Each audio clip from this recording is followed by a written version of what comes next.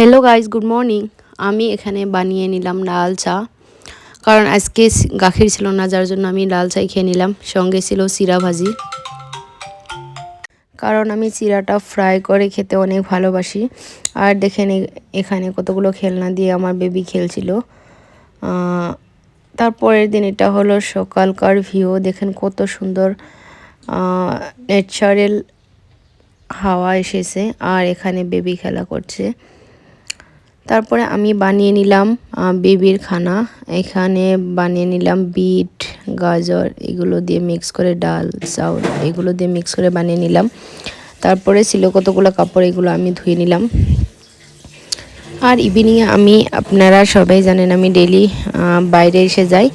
আর বাইরে এসে আমি ফ্রুট চাটনি খেয়ে নিলাম। আর তারপরে আমি খেয়ে নিলাম অল্প ফুচকা। তারপরে আমি হাতিগাঁও এরিয়া 38-এ অল্প বসে আড্ডা দিয়ে নিলাম।